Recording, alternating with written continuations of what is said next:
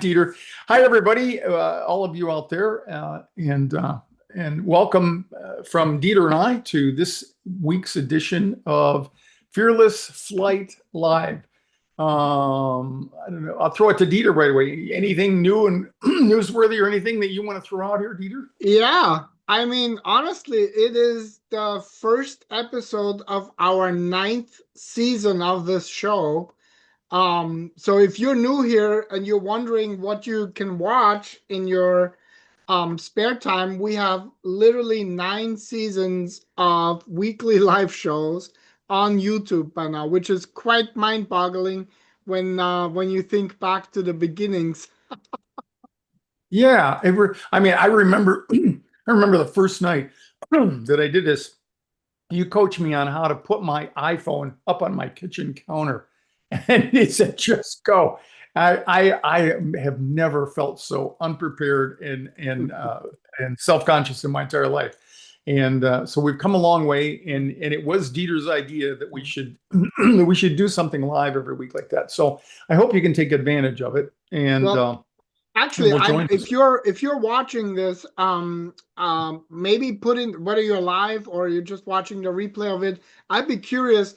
Maybe put in the comments how many seasons you have been watching us. You've been with us. If it's your first, your second, or maybe you are a seasoned Fearless Flight Live veteran. So I'd love to hear it. So just put it in the comments, please. And yeah, it's quite amazing to be honest with you. Yeah. So hey everyone, welcome again once again to the Fearless Flight Live weekly show here.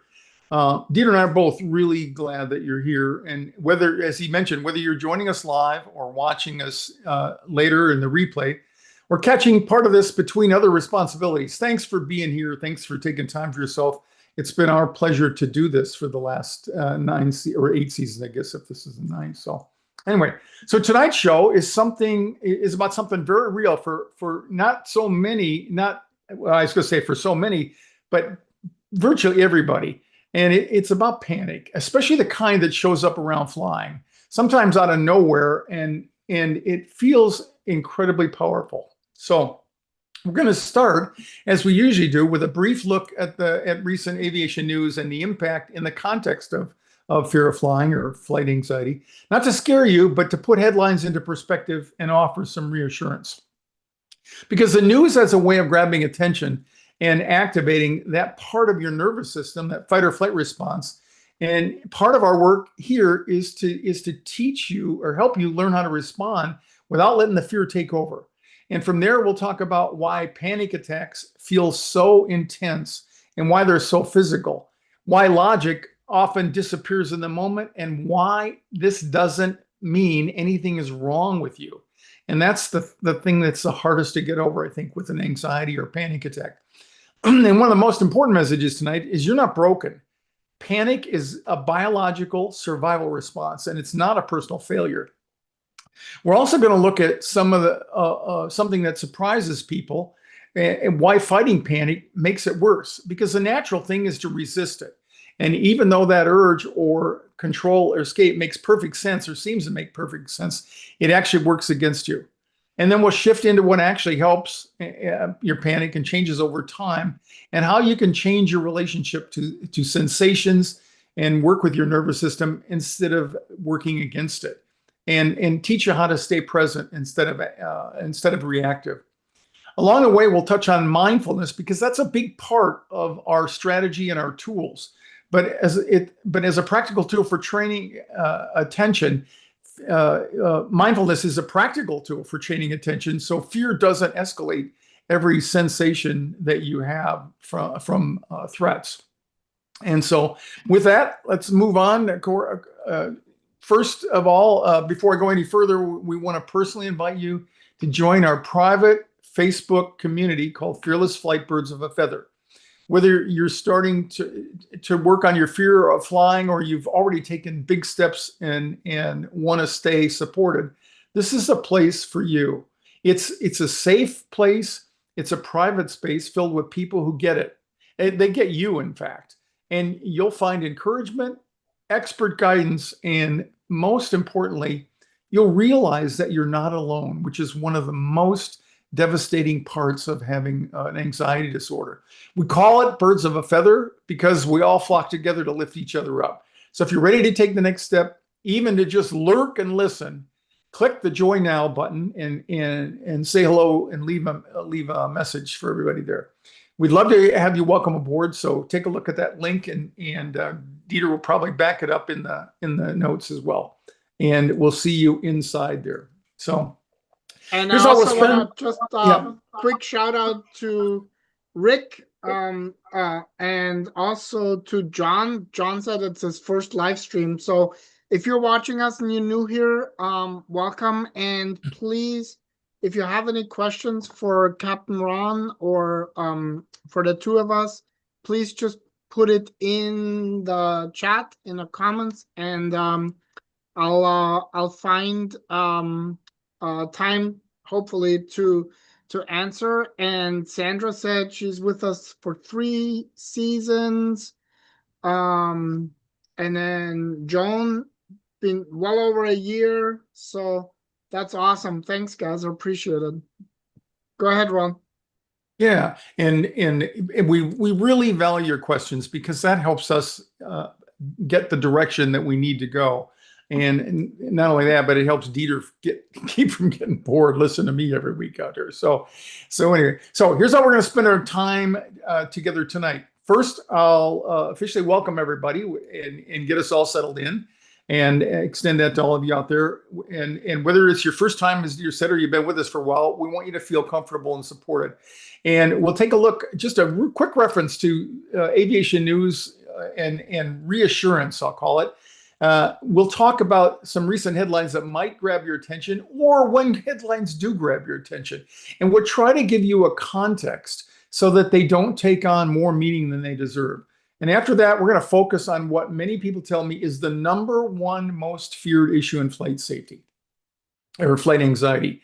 We'll talk about why it feels so powerful and what's really going on underneath, and how to change your relationship with it. And finally, we'll leave plenty of space for questions and comments. So this is your time. Feel free to ask, share, or jump in on the conversation. So let's get started here. Before we move on, I want to take a moment and connect something that's been in the news this week. And this is, we always leave a room in here to talk about specific things in the news. So I just did a little research to see if there was anything that was really newsworthy. I didn't see anything in particular, but they mentioned some things in general. And you may have seen headlines related to these, or you may not have. But here's some headlines that pertain to some aviation events this week. Apparently, there were some disruptions in air traffic communications over Greece this week. There were some weather-related delays. Of course, there's always weather-related delays, it seems like, whether it's local in the United States or worldwide. And there was even a discussion about things like space debris. We talked a little bit about that in the past. But the point I want to make tonight is not so much the specifics about those. It's this. Those kinds of stories can grab your attention because they sound dramatic or uncertain. And the brain, of all the things it hates, it hates uncertainty.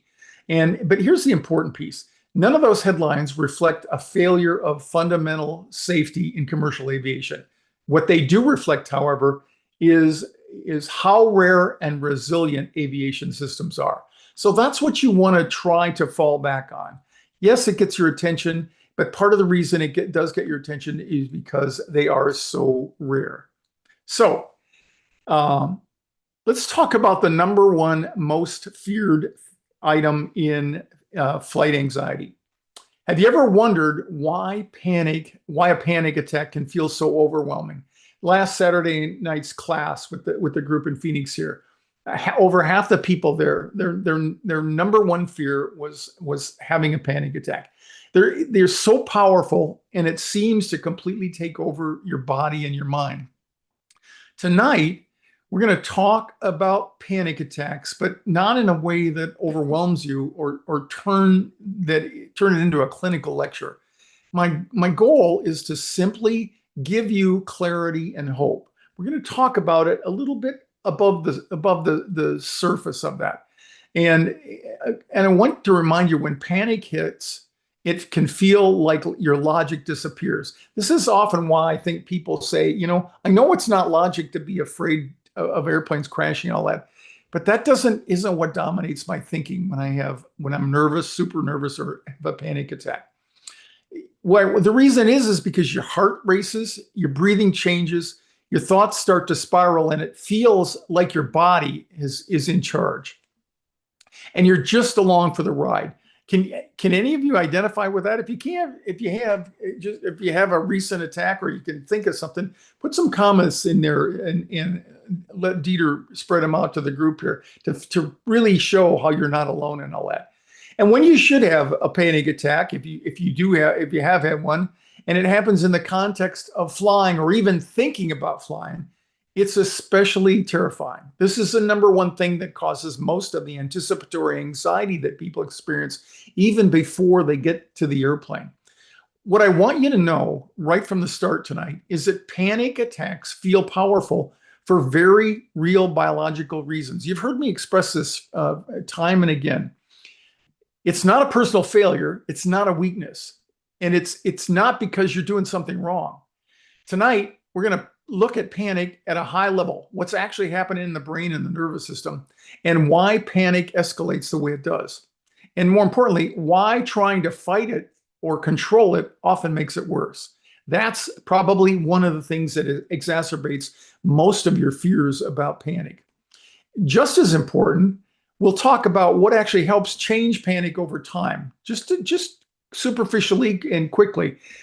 And we'll do it not by forcing you don't get change over your panic or control of your panic by forcing calm or waiting for anxiety to disappear. You do it by changing your relationship with the sensations and the thoughts that show up. That's a term you've heard us express time after time. It's called reframing in the psychological world. If you walk away tonight with a clearer understanding of why panic behaves the way it does, and the sense that it's changeable, then this time that Dieter and I are going to spend with you has done exactly what we'd hoped for. Tonight, we'll look at panic attacks at a high level, like I said, and why they feel so intense. Remember, above all, panic is not a weakness. It's not failure, and it's not a flaw in you. Panic is a biological survival response. It's your nervous system doing what it's designed to do to protect you. When it senses something that it thinks might be a threat, it reacts automatically. This is one of the most important things I try to impress upon people. Is one of the things you need to know is about how your brain's going to function and what you can't control. And this is one of the most fundamental ones. You can't control when your physiology takes off. And it reacts automatically, often before logic has a chance to weigh in. And you've heard Dieter and I refer to the elephant and the rider. This is the rider we're talking about. The elephant usually takes off before the rider has a chance to weigh in. And that reaction made sense thousands of years ago with our ancestors. And it still works the same way today. The mechanism is still there. The problem isn't that your nervous system is broken. The problem is that it's firing in situations that aren't actually dangerous, like being on an airplane. And this is important to hear. Panic doesn't only happen to fragile or anxious people. There's nothing special about the people that get caught up in anxiety. You've heard me talking about, I've had my own experience with panic attacks in my life. Instead, it happens to capable, intelligent, high-functioning people who handle stress really well in other areas of their life. So if panic has shown up for you, it doesn't mean something's wrong with you. It means that your nervous system is trying, albeit clumsily, to protect you. And the good news is anything that's learned by your nervous system can be retrained. So remember that.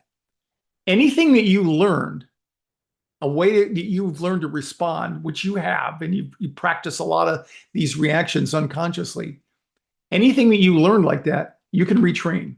And that's what we've had success helping people over the years. So why panic feels so overwhelming? This is where panic really earns its reputation for feeling overwhelming. It's fast. Nothing happens as fast as panic. And it starts in the emotional part of your brain, for the amygdala, for those of you more technically oriented. And it's the part designed to react instantly to danger.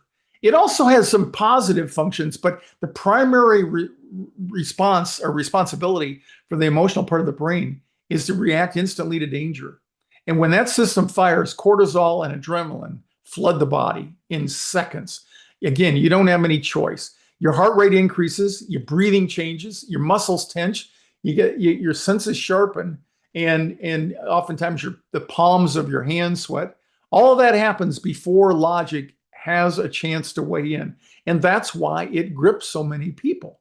You just don't have a chance. That's why in the moment, reassurance doesn't land. And the most well-intentioned people, including me, trying to calm you down and say, it's okay, don't worry about it. It's not going to work. It's just not going to work. It's not that you're not thinking clearly. It's that the thinking part of the brain has been temporarily pushed to the background while the body takes over and this automatic nervous response takes over. Panic feels powerful because it's physical first and not mental. If it were the other way around, we might have a leg up on it. But instead, the body reacts and then the mind tries to catch up and make sense of what's happening. And usually it's way too late. So understanding this is important because it helps you stop blaming yourself, and it points us towards strategies that work with the nervous system and not against it. This is one of the most frustrating parts of panic, and that is when you fight it, it makes it worse. And it's also one of the most misunderstood. When panic shows up, our instinct, the natural response, is to fight it. We try to control our breathing. Breathing helps, and controlling it does help. But we do it sometimes by trying to stop the sensations and push the fear away or escape the situation altogether. And that makes complete sense. Anyone would want the panic to stop. So it makes completely sense why we wouldn't want to do it. The problem is that resistance actually increases intensity. And you may have heard this: what you resist persists. So when you fight panic, your nervous system hears one message: something is wrong. That adds pressure, and it keeps your adrenaline flowing, and it keeps the alarm system switched on. Over time, panic becomes less about the original sensations and more about the fear of panic itself. And that fear becomes the fuel that keeps the cycle going.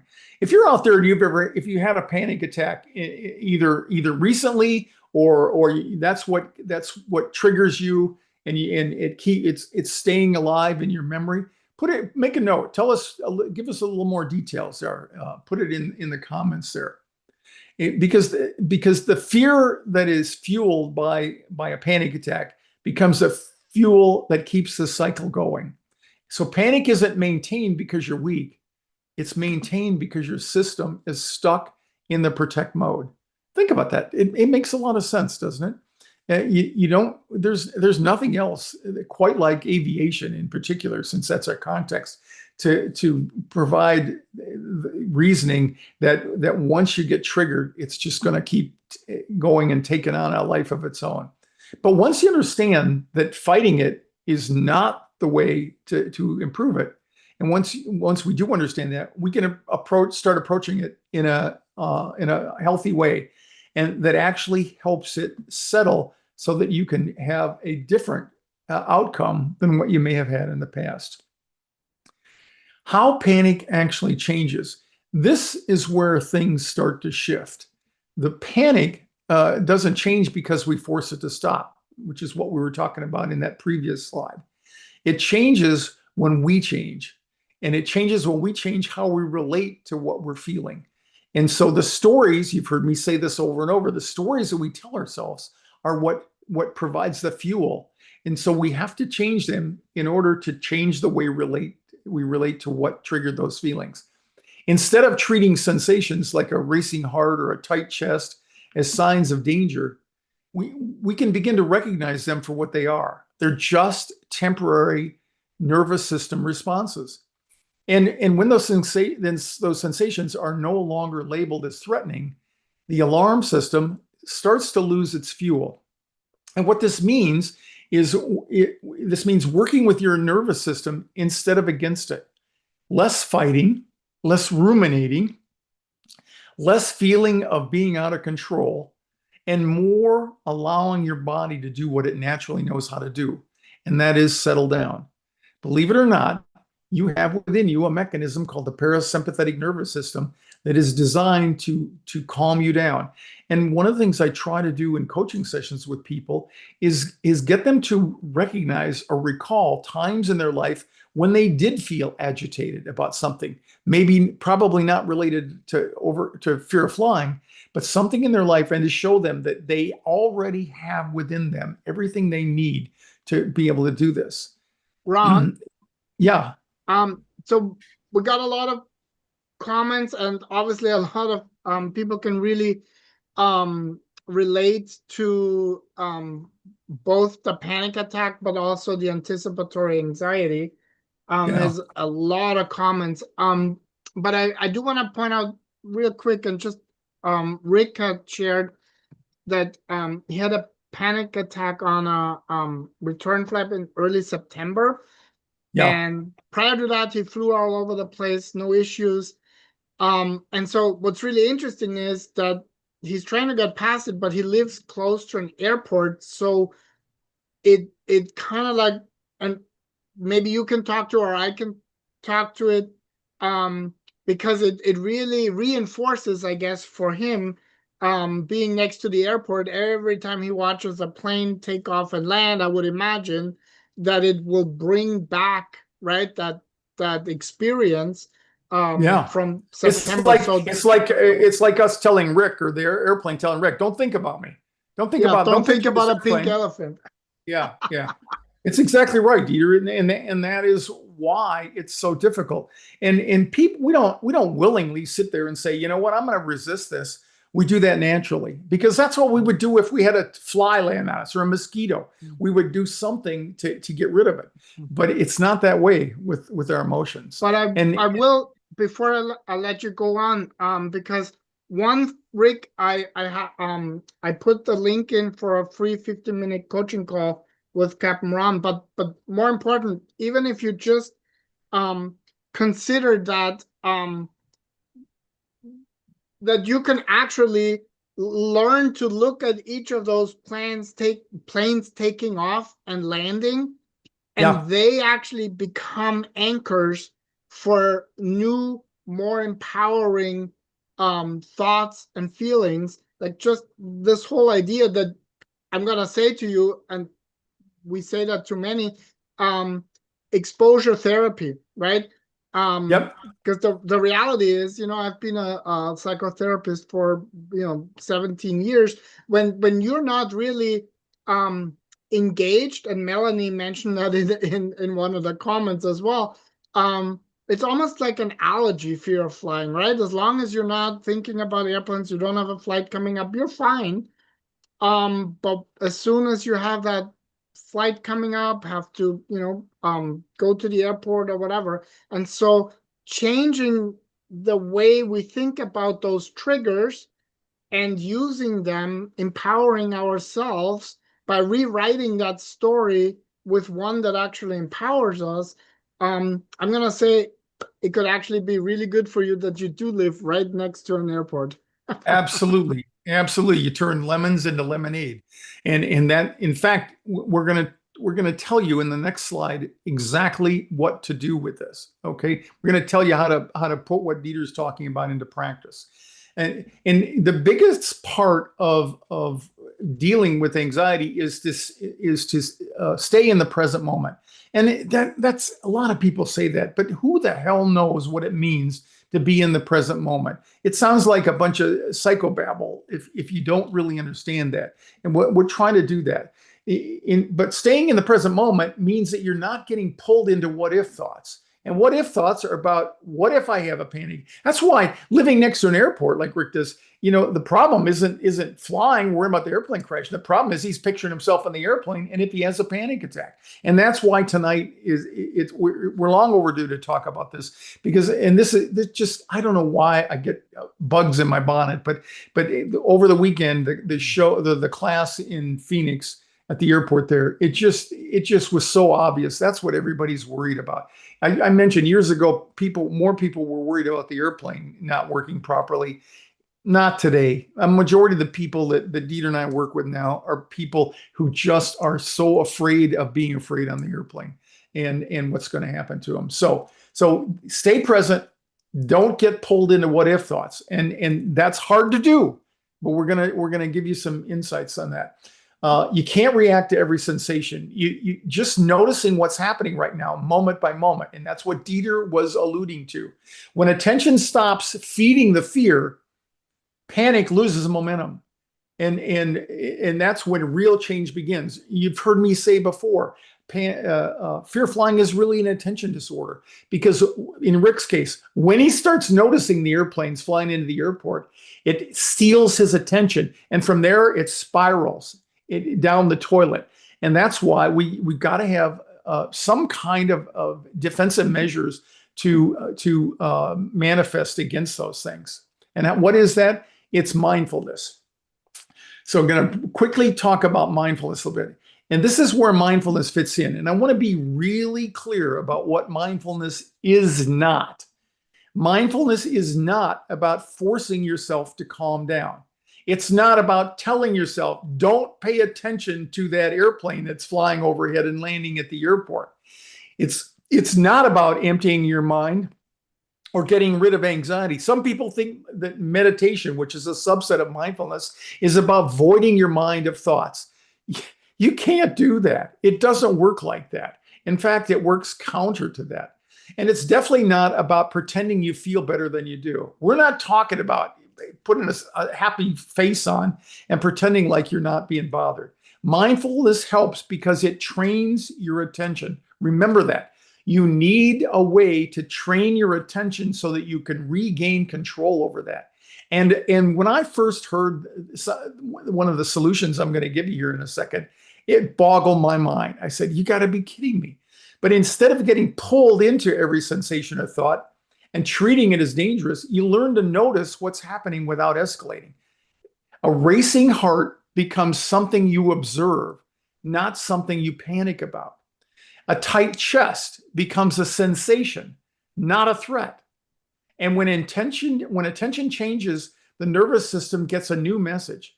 This is uncomfortable, but it's not dangerous. That's why one of the key things we propose to you all out there is when you start getting nervous, one of the first things may be, God almighty, here it is again. It's because in that moment, you're detaching a little bit from feeling like you are the feeling into observing the feeling. And over time, that message reduces fear at its source. So mindfulness isn't about eliminating sensations. It's about changing how you relate to them.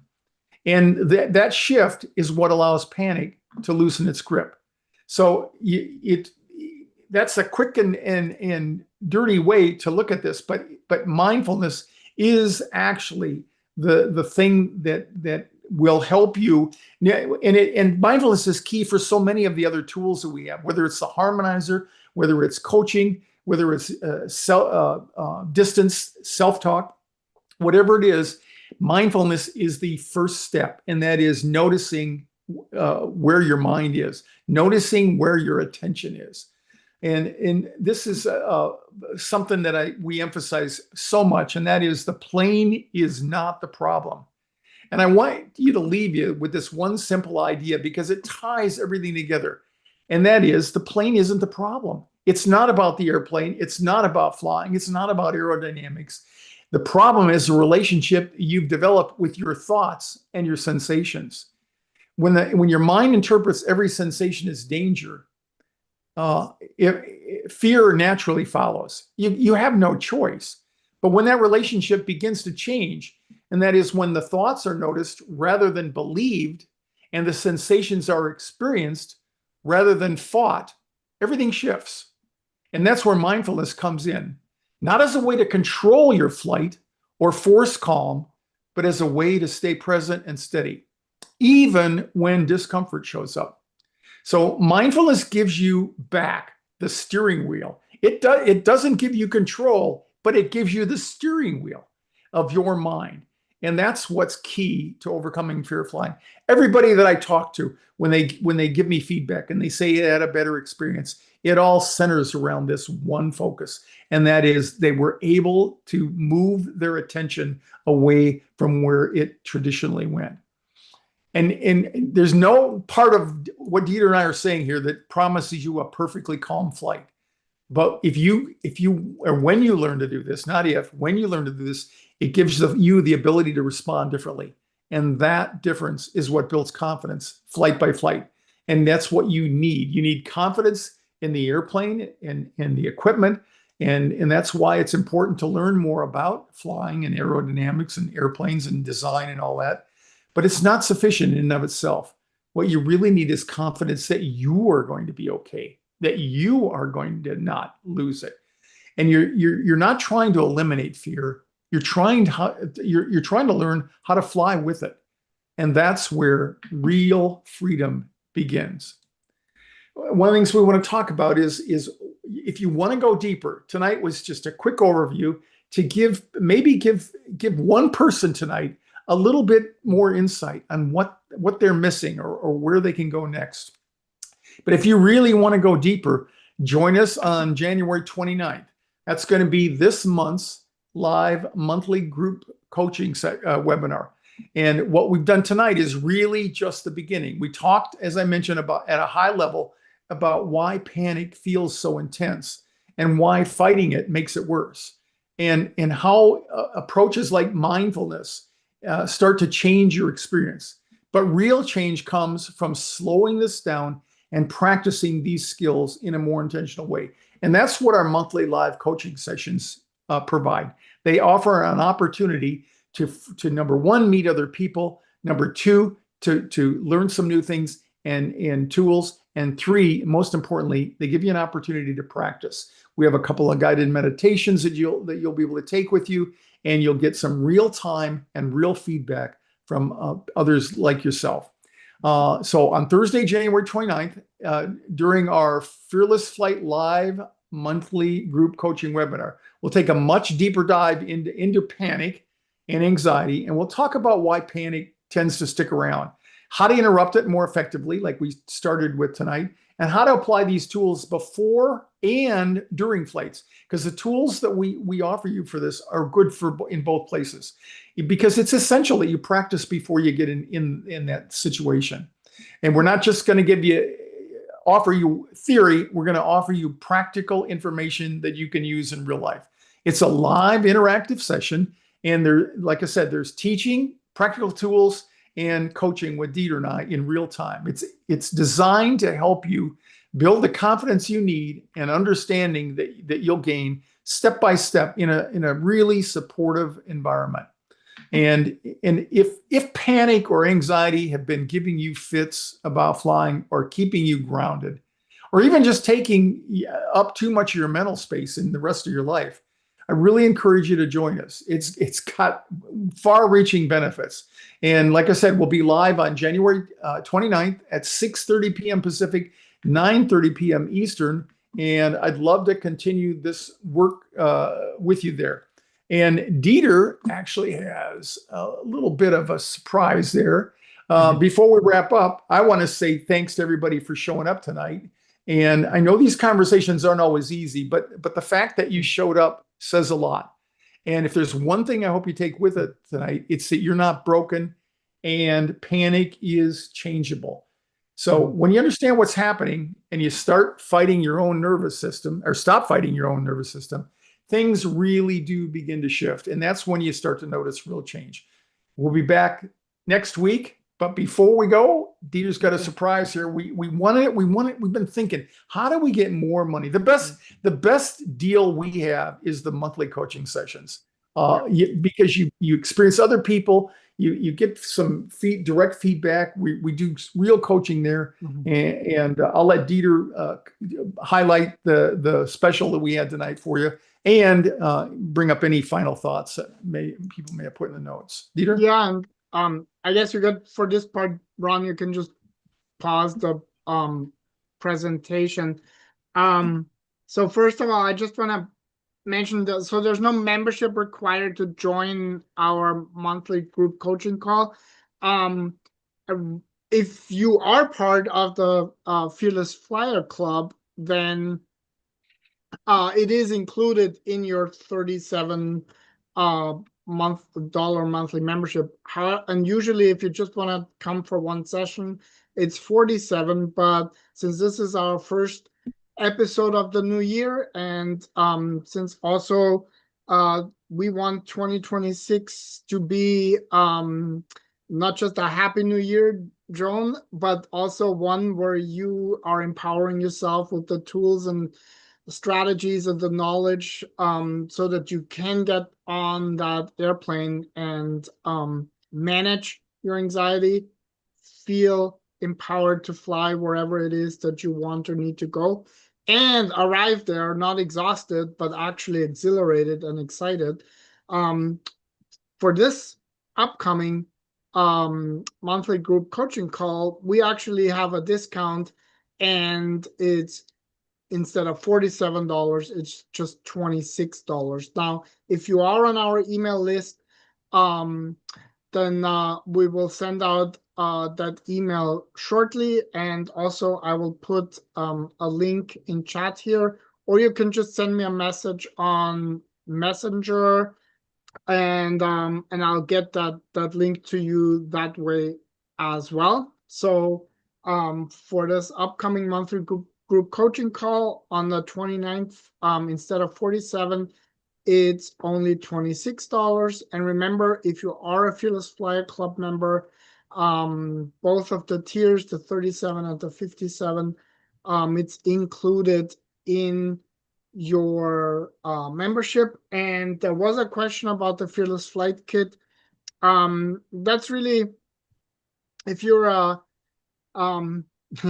if you're thinking that the thoughts in your mind are taking over and there's not room for any more, we actually have a tool that adds more thoughts, overwhelms that monkey in your brain, and introduces at the same time an experience of calm and relaxation that you may or may not be able to get to, especially if you have never done a coaching call or never done any of the classes. Ron, do you want to say anything else about the? Well, just the harmonizer was an idea that I had after listening to an audio program 25 years ago, and the thought was, when I heard this other audio program, it was multiple voices talking at the same time, and I thought, it's interesting because the problem that fearful flyers have is they can't quit thinking and obsessing about a thought. It's the opposite of ADD in a way. You're just locked in when your attention gets hijacked. And so the thought I came up with, if you can't beat them, join them. So we put together an audio program, which is part of the Fearless Flight Kit. It's called the Fearless Flight Harmonizer, and it does just that. It's for the first stages. We've had people use this, buy it off of a gift shop stand when it was a physical hard product out there, and write me and say, I can't believe that this gave me some peace and quiet on my next flight. And I remember that this lady was flying out of Indianapolis back to Washington, D.C. And so if you don't know what else to do, it's a great first step. And we've got some big changes coming up in the Flight Harmonizer. So even if you buy it recently, we come out on a new version, you're going to get the upgrades at a super rate there. So, but the harmonizer is really, really a tool that you ought to try. If it doesn't work, we'll give you your money back. It's just, and it's been that successful. So, okay. Well, thanks, Peter. Thanks to everybody out there again. We want to thank you for joining us tonight.